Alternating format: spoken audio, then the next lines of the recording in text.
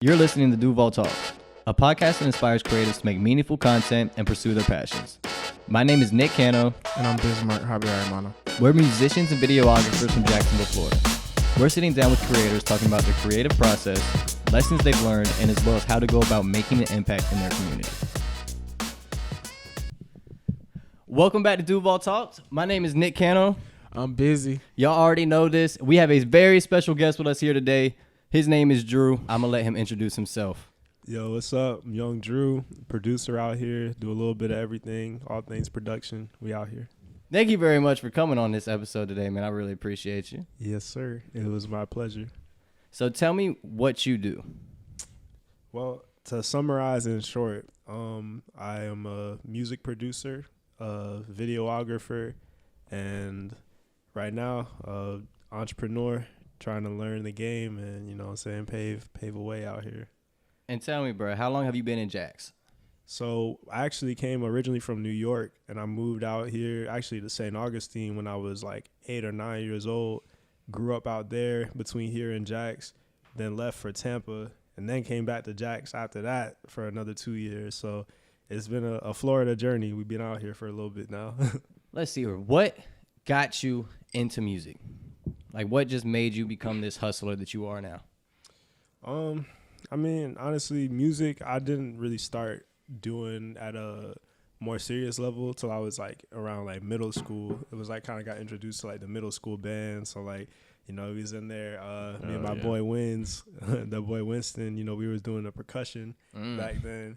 So, you know, that was always fun because everybody wanted to be the drummer back in like middle school band days, you know what I mean? So I know I did. yeah. Right. I tried out for drums. 6th grade, they was like, nope. But yeah, man. So, you know, I started with the drums, and then from there, that's kind of when like the world of like beat making kind of opened up, because I was like, oh shit, now that I'm playing drums, I was like, I might be able to, you know, figure out FL Studio a little bit better. Saw some stuff up. Yeah, man, I was probably like 13 when I started like making beats, and honestly just never stopped since then. So going for over a decade now. And how old are you now? 24. Okay, 11 years in the making, my guy. About to be 25. Getting old out here. Yes, sir. Yeah, so I mean, I remember the other day I was stalking your Instagram like 2 weeks ago. I can't remember exactly when. Just so you know. True. Very nice page, by the way. If I didn't know you at all, I would definitely follow you. Yeah, I do follow you, obviously. That's respect. Bro, what? Well, that's what I'm saying. I don't even be on IG, so, you know, I take it for what it is. Appreciate it, though. Yeah, man, absolutely. Well, you can see your craft through your page, and that's something you definitely want to see when you go to someone's page. It's not. Tell me what have you worked on? Obviously, we've known each other for a little minute now. Yeah, going on a year and a half already. Working on the Duval album together. Just performing together. Yes, sir. A lot of fun stuff. Bro, it's moving fast, yo. But for those who don't know, we all met collaborating on that Duval album that dropped back in, what was it that dropped back in June? That was a little after July, June. It was like September, August, I think. September, almost. October. Yeah, actually, yeah. It dropped. I think Did it was drop September? August. It was supposed to be June, and then it ended up being later. Yeah. So yeah, long story short, basically, ever since the Duval album, that's when, you know, we all kind of met up and started collaborating. And since then, it's been dope because I saw that like the impact of just like things like the little documentary that we have put together, or like, you know, all the different little interviews and behind the scenes stuff, like how people really gravitated towards it. So I recently started mapping out an entire like network, basically through Levitated Entertainment, which is one of the companies that I own.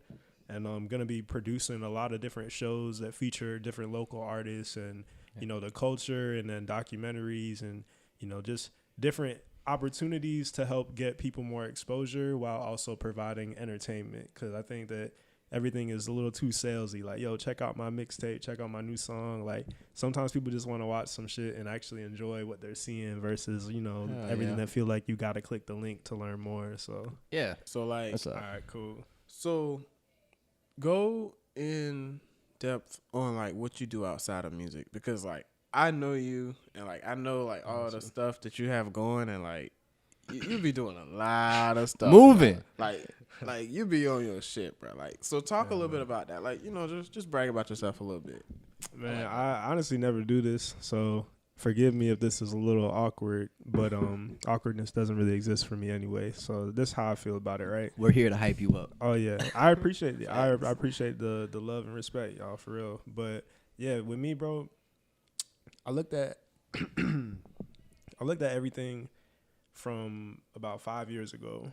That was when I first started working in like the music industry, and it was by chance. You know, I had volunteered at a festival in Clearwater. It was a jazz festival out there. Oh shit! Yeah, right. So I volunteered out there. You know, me and my friend Andre, we were just helping, you know, unload trucks and shit. But you know, we just moved different. We was hustling. You know what I mean? Like, we would run into the truck to get the stuff out. You know. So quick question: when you in school then? I was in school down in Tampa. I was in school in Tampa cool. Actually it was for recording engineering. So I kind of found out about the festival through one of my teachers. I was like, hey, if you're looking to get some, you know, some credits for your volunteer hours, this is happening.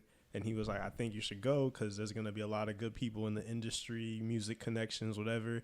I'm like, all right. You know, at the time I wasn't trying to work in live music. I was trying to be a studio producer, engineer, you know, same thing a lot of people are trying to do when they don't necessarily know what else the game has to offer. Facts. So when I got up there, you know, we ended up volunteering for like 4 days. It was a really long festival. And by the end of the 4 days, the audio crew there was like, hey, y'all boys want a job? I was like, bet. Didn't plan on it, didn't think about it, but I just knew that, like, you know, if I'm hustling, people are going to take notice of it. And this was the right thing to be hustling for, too. Yeah, it was. And it wasn't even, like I said, it wasn't in the plans. It was just kind of like it just happened. And that particular festival, it was the first time I was working with Gladys Knight and the OJs, Sheryl Crow. So it was like the oldies, like old school shit. I think Trombone Shorty was there. Like, so it was like cool people, but you know what I'm saying? It wasn't people I personally was listening to, but it was still, I have respect, you know what I'm saying? These are, you know, some legends. So like ever since then, you know, I kind of got involved more in the production and audio, stage building, lighting, because, you know, the audio company that picked us up did a little bit of all of that. So we were working with these crazy big festivals. And I think like the second festival I worked was working with Lil Wayne and like, you know, Yo Gotti and Kodak Black. And like, yeah, so it was like all of a sudden I'm like 19, just like Weezy right here. I'm like, oh shit. I remember I remember the picture. You were in like Beyonce's dressing room or some shit. Oh, or no, that was a couple of years later. That was when I started doing some stuff with Live Nation. Oh, my dog knew the Instagram. I think that's like his first photo on Instagram. Yeah, nah. But yeah, bro, so like that, it pretty much, that's how it all started, bro. And it opened up the world to not just music and production, but the fact that there's a huge billion-dollar business behind it. Absolutely. And that's when I kind of did my due diligence and was like, let me just study the game from the inside out.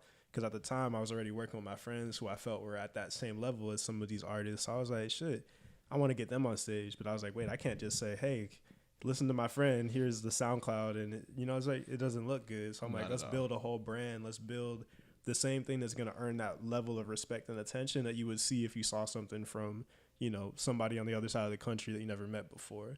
Absolutely. So that's when it came into brand building, bro. And now, you know, collaborating with you guys as well, it's just like you start finding more and more people who are kind of like in that same lane or in that same direction trying to take their stuff there. So that's why I did it, because I was just like, man, at the end of the day, you know, if I stay just working, you know, with all these different festivals and tours and big names, it's like, that's cool. But at the end of the day, I'm working for them. I'm not working for myself. You know what I mean? So I'd rather learn from them because they're working for themselves and getting the lion's share of the profit that they're generating. So it's like, let's do that too. No, I think you honestly took the best approach you absolutely could. How old were you when you said this happened? You were a freshman in college? I was young, so I was like a junior, but I was like 19 at the time. Yeah. Oh yeah. Okay. So, because you really took the right approach, in my opinion, on everything, to just like looked at the job, realized what it was in reality, and said, I'm here to learn this shit. You know what I'm saying? I'm not here to work for you necessarily. I am, because that's what you're paying me for. Yeah. But I'm here to learn what y'all do so I can do that as well. Right. And I think that's the best thing you can do is get a job for the experience. Yeah. And because that way, when you add that to your resume, and you can just keep growing and growing and growing. Okay, so for the people like who are listening, just so I can break this down, because like this is just so raw to me, bro. Like this man, he's going to school for studio engineering, right? Yeah, recording engineer, yo. Recording engineer, okay. Yeah. And your teacher, he tells you, yo, if you want to get some volunteer hours, like go to this fucking jazz fest and like volunteer. Right. And from that one singular experience, you see everything that's going on around you, and you think, man, I can do a lot bigger than just being a sound engineer, bro. Let me start a production company, like. Well, it's like you see all that money going around, man. It's Yeah. Like, so this is real shit, yo. This is real shit. Cause that's a real good statement. This is what did it for me. When I was there, right, there was, didn't matter the size. We could do a regular show at a bar, maybe like at the Ritz, medium-sized venue, or maybe an arena show like at the Bucks Arena when we did like the biggest shows or festivals, all these different places, right? But the thing that fucking blew my mind was we did a New Year's Eve party on a rooftop of a parking garage, right? Right. So that's cold. This is in downtown Tampa, right? I'm talking about, though there's no big names performing. It's just a DJ. And I watched these show promoters charge $250 a ticket to get in to this New Year's Eve party, right? So I'm watching these executives, all these random people in Tampa paying $250. Mind you, this is a parking garage. And I watched niggas lay down carpet, inflate fucking couches, like blow up couches and furniture, and some motherfucking speakers on stands like the ones we got around us, and turn around and tax that bitch, say $250 to get in. And there was probably like 600 people there. God damn, dude. Yeah. The profits through your head. The profit margin, bro. What? I already know. So at that point, I was like, all I need to do is learn how to create an experience inside of a box. Facts. And then from there, that's some real shit. You know what I'm saying? I get to decide how I want it to move based on who's coming, what's being played, what's being presented, what the aesthetic looks like. And then you get your vendors in there. And then from there, it's all those lessons that you see from the tour side and from the events. Because it's like everybody has their own business operation that's moving at the same time as that artist who's there to get paid, $100,000 to do a show for an hour. What you think is like they're eating, but it's like, nah, somebody else is eating because there's 25,000 people that paid a minimum of $60 to be here, That's fucking when wild. you break it down like that, bro, you get down to the nitty gritty.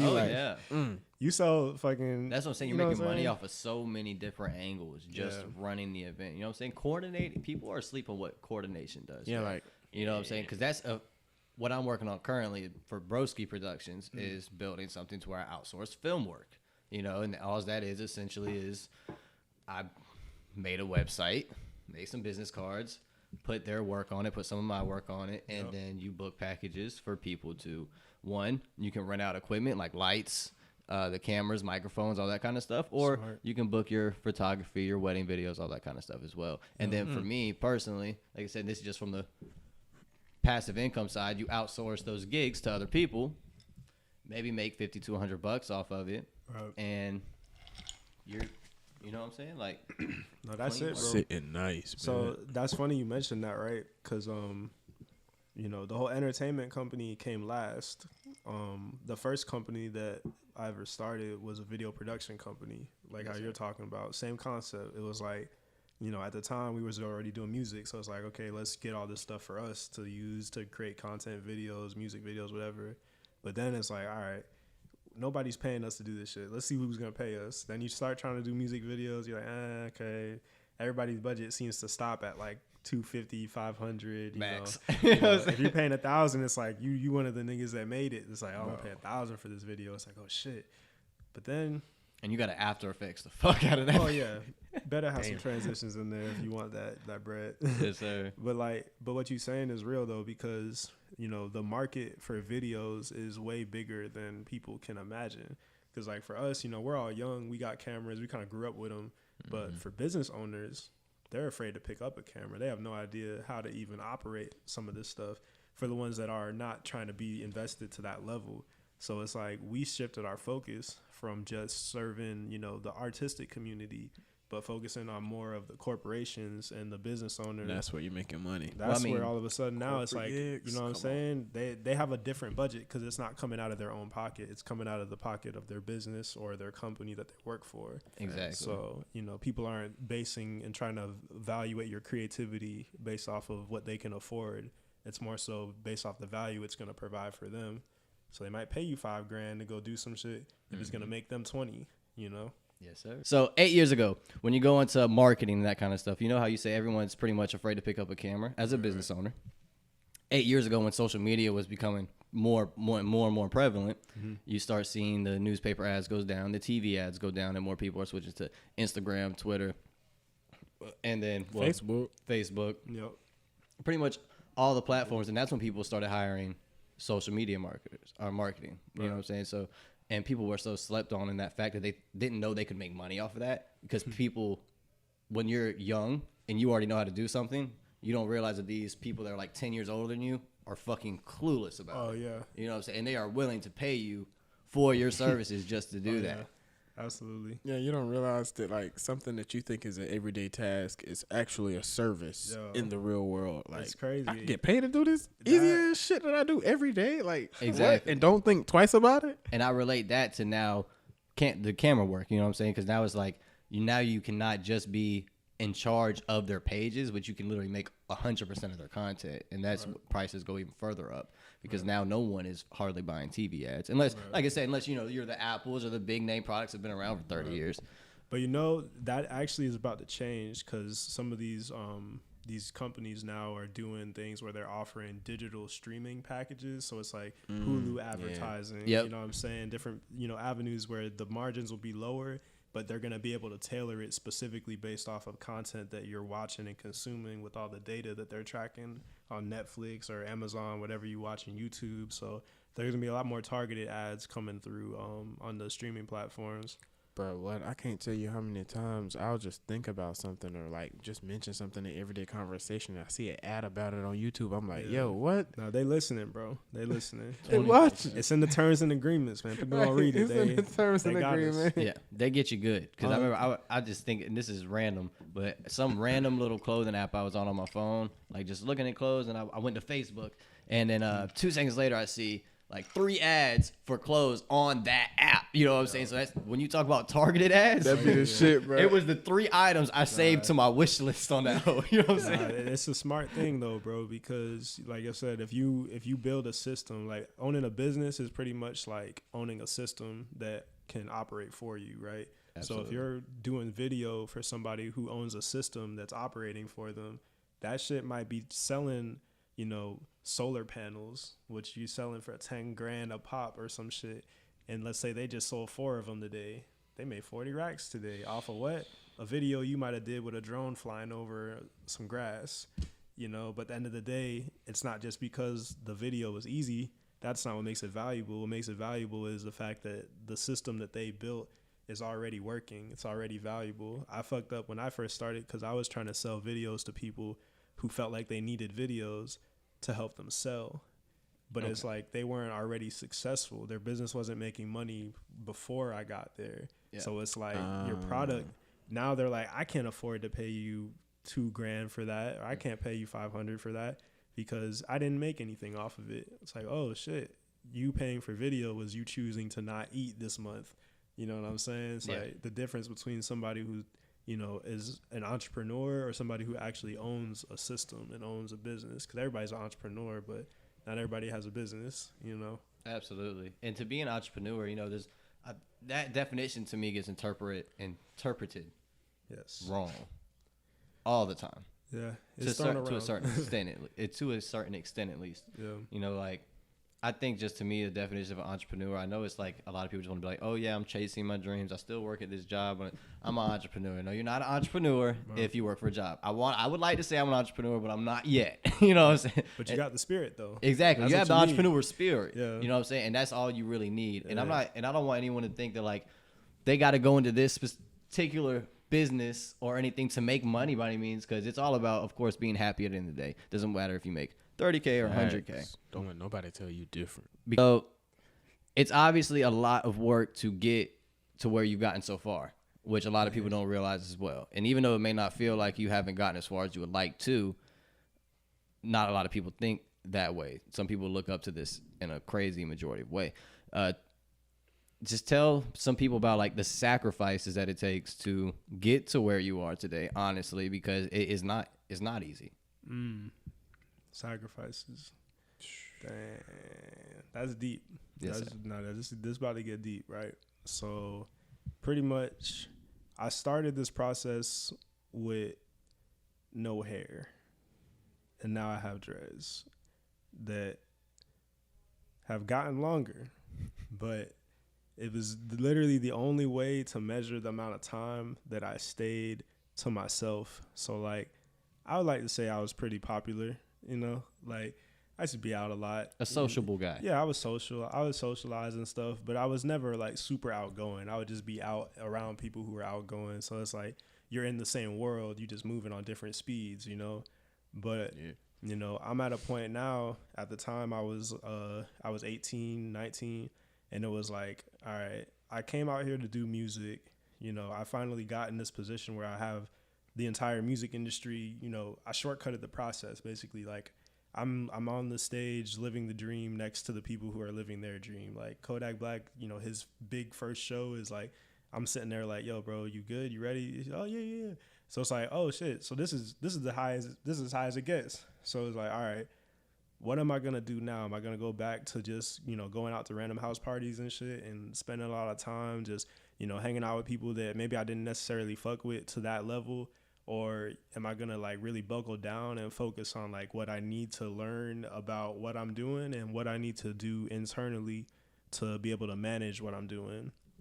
Cause yeah, bro, it's a lot. It's a lot to do. It's a lot of sacrifice. You do a lot of shit for no money for a long time until you realize, you know, that money isn't real. And when you figure out that money's not real, you focus on the value that you can create, because once you can create value, then the money will be paid to you. You know what I'm saying? So, you know, to find those markets that you want to actually be in. You know, I started out trying to do videos when I really wanted to be a producer, but I was like, I knew if I learned how to do the videos, it would help with my production. So it's like I went in for a purpose, but I was also able to get out. I didn't get stuck or trapped into whatever I think I'm making a sacrifice for. You know, it's very easy to get distracted. So writing things down, I learned that from Jaquan Tyree. You know, that's yes, sir. Amazing writer, amazing lyricist. My dog write books, bro. Literally, bro. That boy writes sermons too. What? Bro, a writer, bro. So being around a writer like that, you know, seeing him write his thoughts and write his ideas and write his plans, and I was just like, oh wow, okay. Transcribing your thought is a whole nother level of, you know, thinking, because you're seeing your own thoughts from a different dimension now. It's like you're coming from the idea when you think about it to having to think about the thought and transcribe it. And then you might come back and read that shit again. So now it's like you literally figured it all the way out from every surface of what you're say that again for him. This man said transcribing your own thought. What? What? But yeah, yo. You on a different plane, bro. Basically, writing down everything was a big part of just like the sacrifice. But I think the thing that makes it all worth it is when you realize that like the growth that you do when you're to yourself on your own is something that is transferable. Like you can go outside and practice all the same things that you've been working on, whether it be, you know, like different plans that you had or different songs you want to perform or different music you want to share, or, you know, a business that you want to try and, you know, try to sell something or take a shot at. Like it's really cool because once you apply it outside of your bedroom or outside of your house or wherever you're at spending most of your time, like a lot of creatives do in their own like isolation, it's like you realize just how much you've learned about yourself that can actually help other people with what they're doing as well. And that's when, you know, you start realizing what it means to trade value. And then that's when you get to decide now how much your time and your talent or your ability is worth.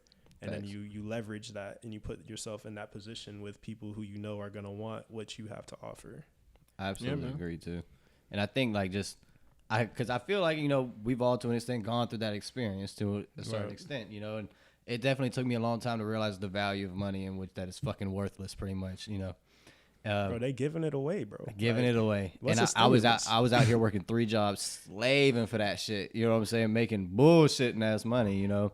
And it took me a long time to realize, like, if you can be broke for a while, and I'm not talking about, like, you know, homeless broke, you know, I'm talking about if you can afford to pay your bills for 2 months, like, they're just 2 months, and you're under the age of 50, I highly recommend taking those 2 months off to just dive into something. Oh yeah. You know, to make money. You know, whether not even to make money, something that you're passionate about to make money, so you can realize that there's more than just working that 9 to 9 or 9 to 5. Because it is some utter bullshit what some of these people got to go through, including ourselves. Yeah. Honestly, bro, some financial advice I would say, and I'm like, you know, by no means have I made it to any level that I'm satisfied with either. You know what I'm saying? I'm still as far as I'm concerned, I'm still at square one. I'm just trying to figure out ways to grow. But, you know, one thing that's been helping me as far as, you know, learning how to make money and learning how to make money off of the skill sets that you know how to do and that you can actually possess or whatever, it's like you really want to be able to take the percentage of what you're doing, like on the day-to-day. So let's say on a weekly basis you work on, you know, producing podcasts and camera stuff, like say 5-6 days out of the 7 days a week. And then if that's whatever you're putting your most time into, that's something that you've already, you know, subconsciously committed to say, you know what, I fuck with this. Like, this doesn't feel like work anymore. It feels like I'm enjoying it. And then once you find that thing, bro, literally just find a way to afford your own time. Because if somebody is going to pay you to do a job, right, they're going to say, hey, let me get you to come up here from 10 a.m. to 6 p.m. today. So that's an 8-hour shift. And they tell you, yo, I'm going to pay you $10 an hour. Do you think that the $10 that you get for an hour of your time going somewhere else is going to be worth the same return that you would get if you put an hour into learning more about the video stuff or more about podcasting and more about your instrument? Because if it isn't, then you got to weigh that. And that's where people got to make the decisions, because it's real easy to say, like, fuck, man, I need this job. But you don't need that job. That job needs you, because people are trying to find people that are going to lend them their time in exchange for, you know, a $10 bill every hour. Exactly. But you can always make money, but you can't always have time, bro. Right. You can't. And that's like something I'm trying to, like, I think one of the first times I truly realized that I could, like, really make money outside of work, you know, because when I graduated high school, I was on some, like, dead set, you got to have a job. If I'm not going to college, I got to work. Work. That's why I had those 3 jobs. I wasn't going to college. So I was, like, dead set on just, like, money. Right. It was when I started eBay flipping, though. When I started eBay flipping, I had bought all those magazines. I bought them for like $150, and like I said, I made over $2,000 on those magazines within a month. And what was so mind blowing to me about that is that I was at work getting notifications on my phone talking about this magazine sold for $15, this magazine sold for $20. You know what I'm saying? So I'm like at work, I'm like, well, I don't even make this much an hour here. You know what I'm saying? Like this is fucking stupid. You know what I'm saying? So I definitely had a light bulb go off in my brain at that point in time. And then as far as like industry stuff goes, I would say at least music wise, when I was in 7th grade, I was a dishwasher, and I was working at this restaurant called the Good Food Company that my aunt owned. And have you heard of a band called Red Jumpsuit Apparatus? I have. Have you? So it's definitely like a rock band for sure. Yeah. But they got pretty big. Paul's actually recorded one of their hit records.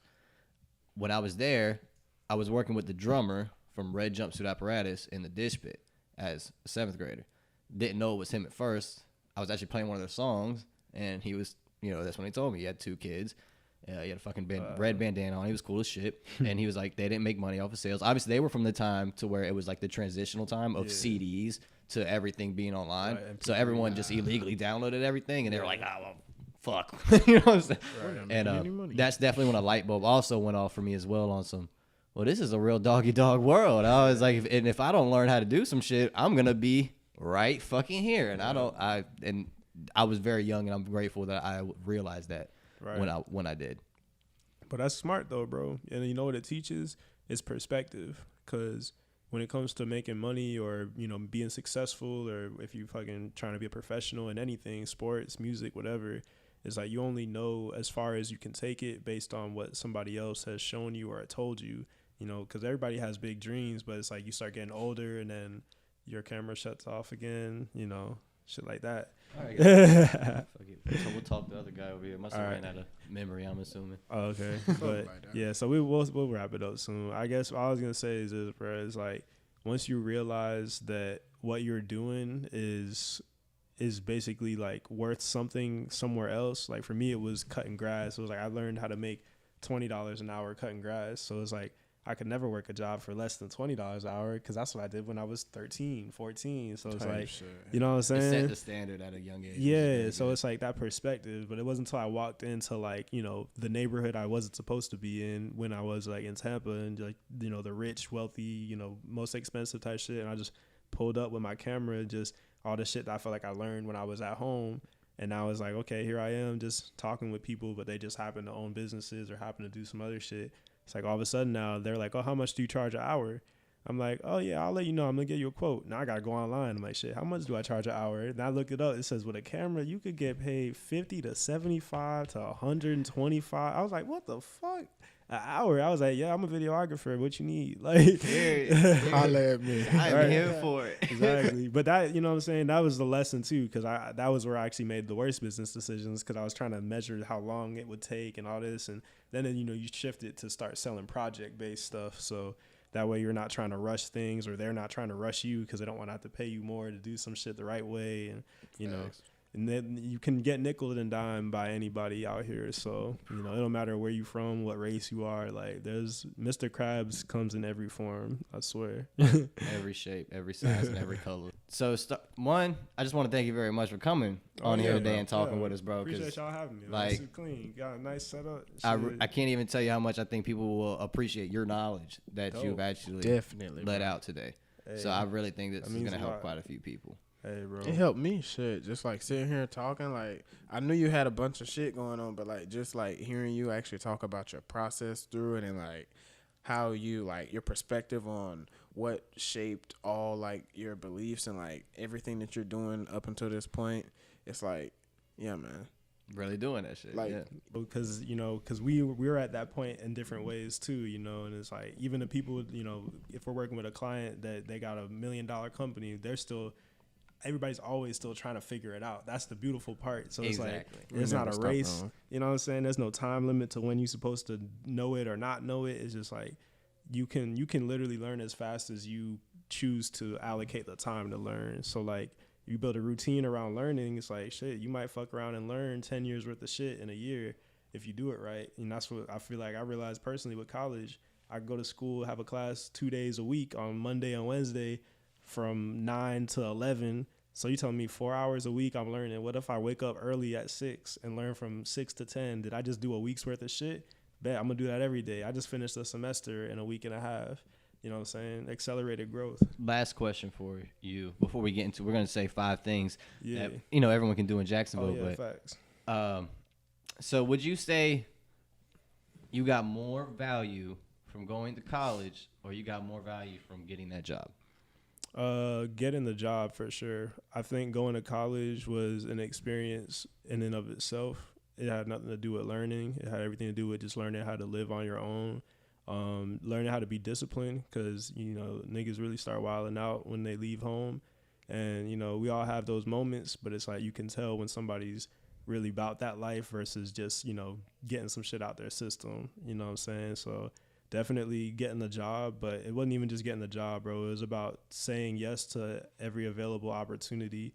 That was the biggest lesson learned because there was a lot of opportunities before that, you know, volunteer one that worked out. I was volunteering and doing everything that nobody else wanted to go to. Doing shit for free, so underrated. Yeah. So underrated. It's just about meeting the right people, bro. That's all I was just about to say. Can't do everything for free. But if you feel you're on the right vibe, on the right track, and for the right thing you want to do, right. I don't think there's anything. I think everyone's done that. Yeah. You know what I'm saying? But obviously, don't get stuck in a rut though. Don't cap. Yeah. But I mean, it's just like, you know, you pick up a new skill. You got to start. I mean, you don't know, when you picked up the trombone, you was gonna play it for anybody that wanted to hear it. That boy be playing. That boy be playing. Or anybody that want to hear it. That shit clean. All right. So getting on into it. 5 things to do in Jacksonville this week. I'll start off with number 1. I know every Tuesday, the Cumber Art Museum in Riverside, you can get in for free on Tuesday. So bring your family, bring your girlfriend. And Fridays. I didn't even know Fridays. Friday nights. You already know. So if you're looking for some art to go check out, maybe some new scenery to take some pictures, the Cummer Art Museum is definitely the place to go. Oh, Another one this Friday. There's the Techno Gala Art Exhibit. That's gonna be from 5 to 8 p.m. That's a free event. shit, I got one. So I haven't actually been personally yet, but I've been hearing a lot of good things about Smoking Word over at Onyx, I believe, is where they're doing them at now. So that's every Monday night. So that's something to check You know out what as time well. that's going on? I don't know the exact time, but I'm gonna take a shot at the dark and say 8 or 9. What's next, Bismarck? One that we're always gonna root for. Every Sunday, pull up the Wildcrafters. The Ulysses Cobb Owens Bar. Jr. He's hosting the Jazz Jam 7 to 9, and get some nice ass kava drinks. Dang. I got another one too, and this is just something if people haven't been. It's in Murray Hill. It's my favorite ice cream shop. It's popped in my head randomly. Okay. It's called Dreamette. It's been there for I don't even know. It's one of the oldest ice cream shops in Jacksonville, Florida. History. And they only take cash, so don't bring a debit card and think you're about to get some ice cream.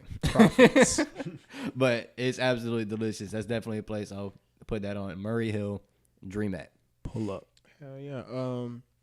So it's a couple of live performances going down at the beach this week. So you got on the 28th, which is this Thursday, you got Chris Thomas, his band. They'll be playing at Gusto.